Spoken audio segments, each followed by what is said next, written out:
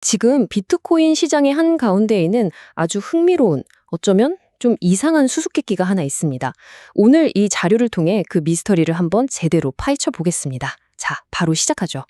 560억 달러. 정말 어마어마한 돈이죠? 우리 돈으로 하면 70조 원이 훌쩍 넘는 금액인데요. 이 숫자가 대체 뭘 의미하는 걸까요? 네, 이게 바로 올해 1월에 현물 비트코인 ETF가 딱 출시되고 나서 월스트리트의 그 거대한 돈이 비트코인으로 밀려 들어온 순유입액입니다. 정말 역사적인 순간이라고 할 수 있죠. 자, 그런데 여기서 진짜 이상한 점이 나옵니다. 이렇게 기관들은 미친 듯이 사들이고 있는데 왜 시장 전체의 수요는 오히려 몇 년 만에 처음으로 줄어들고 있는 걸까요? 이 모순, 대체 어떻게 설명해야 할까요? 자, 이야기의 첫 부분부터 한번 시작해보죠. 기관들이 시장에 들어오면서 만들어진 이 강력한 낙관론부터 한번 살펴보겠습니다. 보세요. 블랙록을 시작으로 해서 무려 11개의 현물 ETF가 승인됐고요. 심지어는 모건 스탠리 같은 진짜 거물급 은행까지 직접 뛰어들 채비를 하고 있습니다. 이게 그냥 돈이 좀 들어온다 이런 차원의 얘기가 아니에요. 거대 기관들이 이제 합법적으로 아주 편하게 비트코인을 자기네 포트폴리오에 담을 수 있는 고속도로가 뻥 뚫린 거나 마찬가지거든요. 결국 이 모든 흐름이 가리키는 건 딱 하나입니다. 바로 비트코인의 금융화. 예전처럼 그냥 변동성 크고 위험한 자산이 아니라 이제는 어엿한 제도권 금융 시스템의 일부가 되어가는, 그러니까 한층 더 성숙한 자산으로 진화하고 있다는 뜻이죠. 자, 그런데 말이죠. 이제부터는 이야기의 정반대편에 보셔야 합니다. 완전히 다른 그림이 펼쳐지거든요. 블록체인 위에 기록된 실제 데이터를 들여다보면 아주 강력한 경고 신호가 보입니다.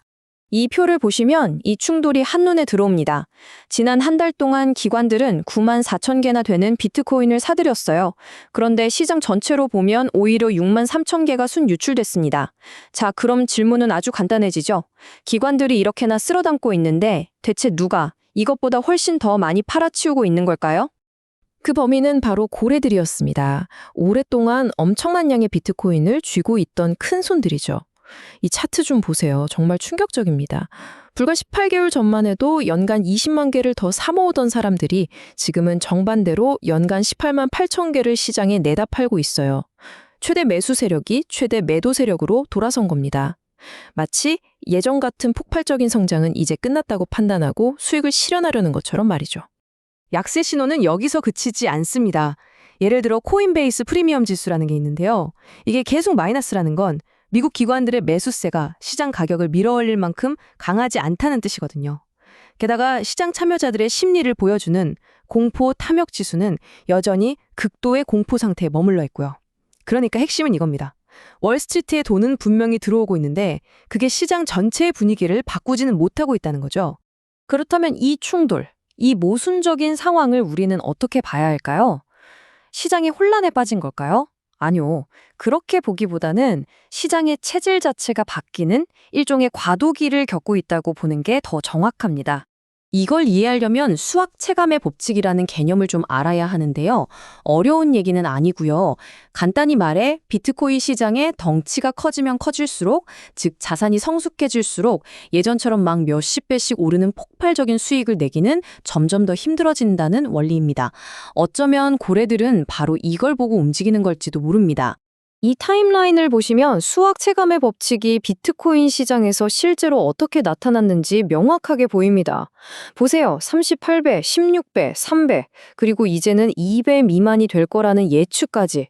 포물선을 그리던 성장세가 점차 완만해지고 있잖아요. 고래들은 바로 이 큰 그림의 변화를 읽고 있는 겁니다. 바이낸스 리서치에서 나온 이 말이 정말 중요한데요. 비트코인이 거시경제에 반응만 하던 것에서 이제는 경제를 예측하는 선행 지표로 진화했다. 이게 무슨 뜻이냐면요. 예전에는 경제 뉴스에 따라 비트코인 가격이 움직였다면 이제는 기관 투자자들이 거꾸로 비트코인을 이용해서 앞으로의 경제를 예측하고 먼저 움직인다는 겁니다. 완전히 판이 바뀐 거죠. 정리하자면 시장의 주도권이 바뀌고 있다는 겁니다. 개인 투자자들이 감정에 따라 움직이던 반응적인 시장에서 이제는 기관들이 데이터를 보고 미래를 예측하며 움직이는 미래 예측적인 시장으로요. 예전의 단순한 규칙들은 더 이상 통하지 않게 된 거죠. 자, 그럼 이 모든 분석을 바탕으로 현재 시장을 하나의 거대한 전투라는 관점에서 한번 정리해 보겠습니다. 지금 시장은 보시는 것처럼 정말 명확한 줄다리기를 하고 있습니다.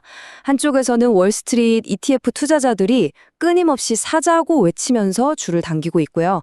반대쪽에서는 오랫동안 비트코인을 갖고 있던 고래들과 채굴자들이 팔자고 외치면서 버티고 있는 형국인 거죠. 하지만 여기서 긍정적인 신호도 하나 있습니다. 현재 고점 대비 하락률이 약 47% 수준인데요. 과거에 85%씩 폭락했던 끔찍한 시절에 비하면 훨씬 안정적인 모습이죠. 이건 뭘 의미할까요? 엄청난 매도 압력에도 불구하고 시장의 펀더멘털, 그 기초 체력 자체가 훨씬 튼튼해졌다는 신호로 볼 수 있습니다. 결국 마지막 질문은 바로 이겁니다. 과연 월스트리트라는 새로운 거대한 수요가 고래들이 쏟아내는 이 엄청난 공급 물량을 계속해서 다 받아낼 수 있을까요? 이 줄다리기에서 누가 이기느냐에 따라 비트코인의 미래가 결정될 겁니다. 여러분의 생각은 어떠신가요?